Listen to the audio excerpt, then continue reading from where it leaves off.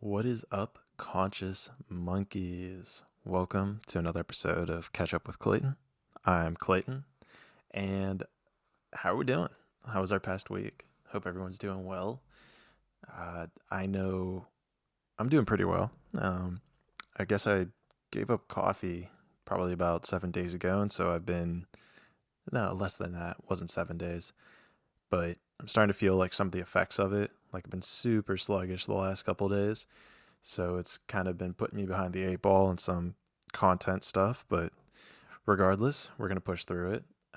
With that being said, I did reach out to like a virtual agency to kind of start helping me, create some more content, take some stuff off my plate that I'm not crazy about doing.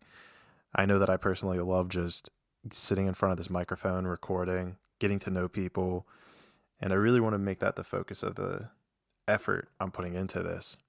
So, and in the book that I'm reading, it also points to this. So, the whole goal is to outsource everything that I personally don't love doing. Why do it if you're not loving it?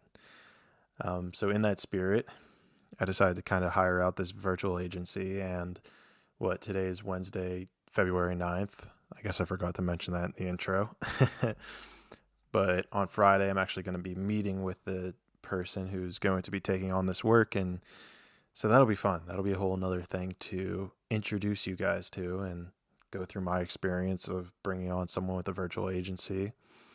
I had hired someone from Upwork before, but they never quite got the thing exactly what I was looking for.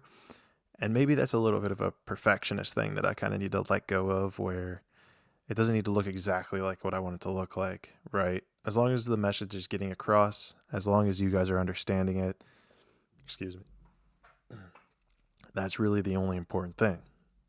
And I can just focus on loving doing what I'm doing. Anyhow, that's a little bit of a tangent that I wasn't expecting to go down, but who knows? That's what I like about these things, to keep it a little free flowing. What I was expecting to start with was that book that I had mentioned earlier, and it's called A Happy Pocket Full of Money. And quick shout out to the person who introduced it to me. She's going to be on episode 25, I believe. Originally, I thought she was going to be on 26, and then it was like 23. Keeps getting bounced around. Regardless, this book was also discussed in episode 24, and it's a very interesting book because it really combines a lot of information that you would learn in The Power of Now and with Breaking the Habit of Being. So I find it interesting that it has found its way into my life at this time. And yeah, there's just a lot of great information about here about, the quantum reality, about how we kind of are creating what we want to create. And uh, the big takeaways, I think, for me is that trying to think here. um, it was really the idea of it's okay to desire something, right? Like the idea of, I think there's occasions where people say, you should be giving without expecting anything in return. And I've always kind of thought that to be true, but I felt like there was something missing from it. And this book really highlighted that from me.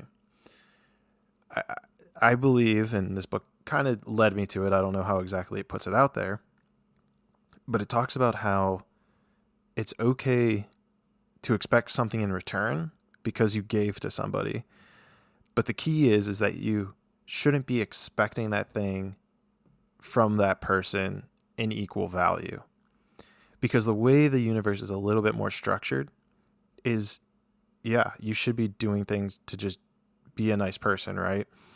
But the problem with that mentality is that it absolves you from ever receiving in the future. And the fact of the matter is that due to the ripple effect, due to compound effect, if I give to you what you need, it might be money, it might be just someone to listen to, it might be, I don't know, you could kind of extrapolate a job. The fact of the matter is that the universe is going to give back to you in a different way down the road and is going to give back to you ninefold.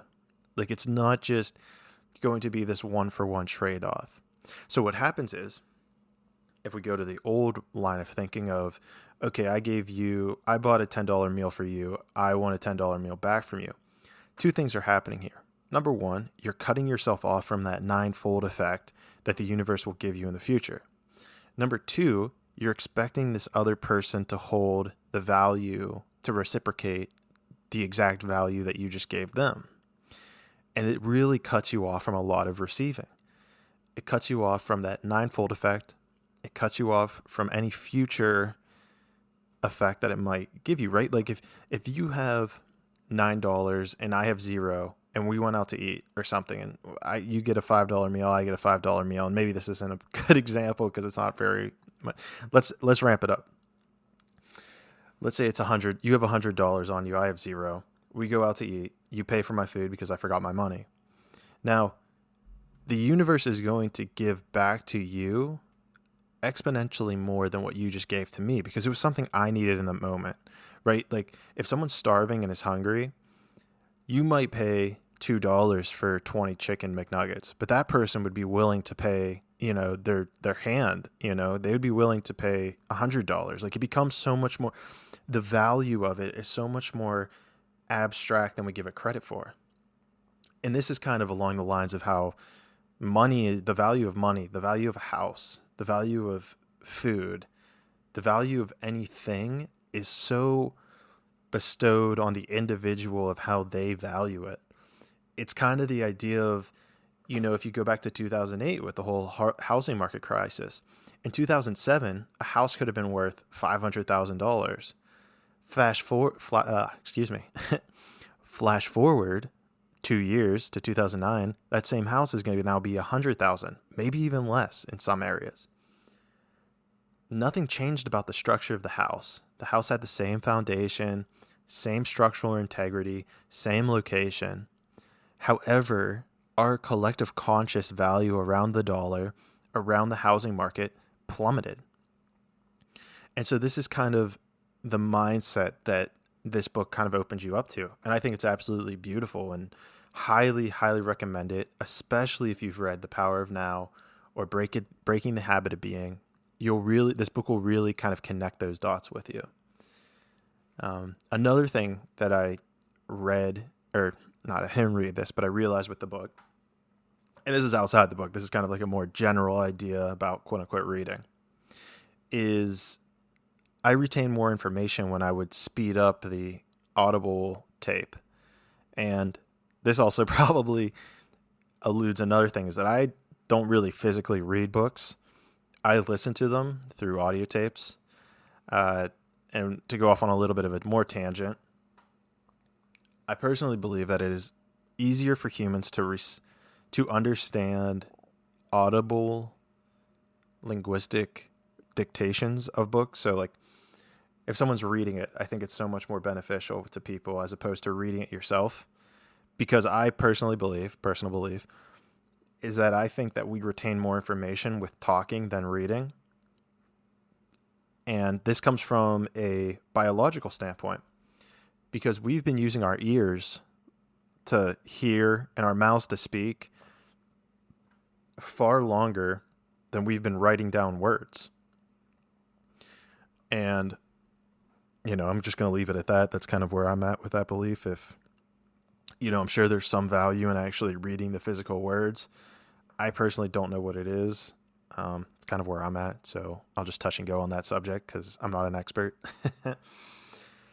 But where that tangent started with was that I noticed that I would retain more information when I kind of actually sped up the tapes. So if I put it at like 1.7 speed, it kept me more kind of focused. It didn't allow my brain to go off on different tangents like, oh, he said the word seed. And so now I'm thinking about planting trees, and that last time that someone planted my tree, and when I cut down the tree, oh shoot, now I just missed the last 2 minutes of whatever this book was talking about. So instead, by speeding it up, it actually found a way to keep my attention more so. So if you're a listener, or you listen to even me talking, it could help if you sped it up. I don't know. Something to think about. But what this actually leads to is the next point, which is pretty interesting. This is an overall book note, and this goes to the idea of kind of just reading things to say I read them. And I noticed, from an egotistical kind of standpoint, I have this book list, and I don't know if you guys have been on my link tree or seen it. It's kind of a list of all the books that I have read and the books I want to read. And what I realized is I was kind of like taking on books from people just so I could say I read them.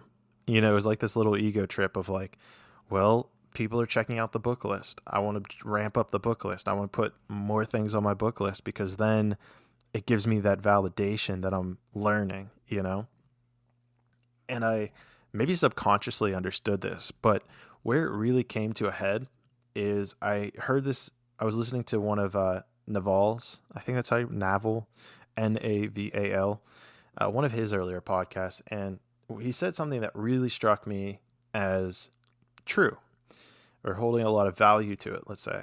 There's that value again.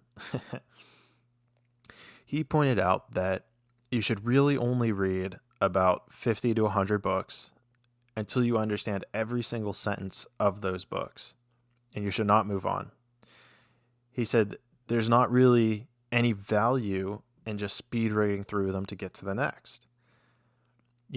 And it really rang true to me because I was like, damn, like I'm kind of doing that. I wasn't really enjoying some of the books. Now, I did enjoy that book, by the way. I'm actually going to reread it right now. I'm in the process of rereading it because I think it's actually a really good book. But whenever he said that, I realized, like, yeah, like, why am I just putting other books on my plate that people suggested? I get maybe a couple pages in, and I'm like, this isn't for me, but still pushed myself through it. I mean, it was almost like I had created a job for myself to be this, person who just read books. And, that's not where the meaning of life is. You don't find it in just, I read 500 books in my life. What about you? Like, sick, bro. What, did you learn anything from them? And so, the whole goal was to just not speed through them to get to another one. So now I'm rereading this book to see if there's other sentences that I had missed and let other things sink in. Just kind of feel it out. And, I have another note here, and it's, to really monitor how you feel when you read them. Because I truly believe that some books, I believe that there are metaphysical truths, and there's only so many of them, in my opinion, that are held true in these books. And that's probably a loaded thing to say. I guess what I'm trying to say is that I'm seeing repetitive patterns within all these books that I'm reading, and some of them resonate with me more than others. And what my assumption is that it's this author's individual ability to wait in the way that they construct words that kind of leads me to understanding it in the way that they have said it. Does that make sense? Kind of lost my train of thought there. But I guess the key point is that pay attention to how you feel whenever you're reading these books, because they'll help you with other things.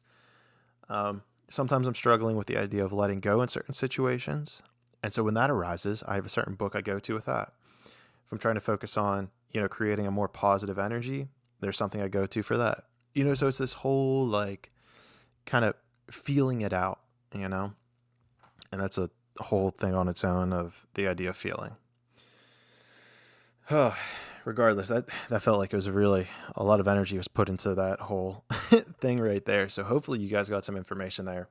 Hopefully you could feel that energy. Let's lighten it up a bit. I don't know if you guys noticed, but if the sound quality sounds better or anything, definitely let me know, because I added this little like mini foam booth around my mic. And so it's kind of like encapsulated in this square item. I'm not sure. This is the first recording I'm releasing with it, so let me know if it sounds better. I listened to a couple recordings, and my personal opinion is it didn't really do anything crazy, but let me know. If you're like, damn, Clayton sounds fucking sick today, then that's why. The only other thing I have to really add is that my numbers have doubled over the last I don't know if I discussed this in the last catch up with Clayton, but I'm just so ecstatic about it that I'm going to keep it going. Is that my numbers have doubled over the last like month, and then even a little bit more so. They've incrementally, maybe like 50% increased over the last week, and I think it's dope. My Instagram numbers have gone up. The podcast numbers have doubled. So I want to just have a huge thank you shout out to all the new conscious monkeys that are here, that are getting involved, that are expanding their consciousness, that are finding a way to, you're finding your tribe. I'm finding my tribe. Like, I think it's fucking sick that, honestly, like, I'm getting the downloads that I'm getting. Like, I can't believe it myself.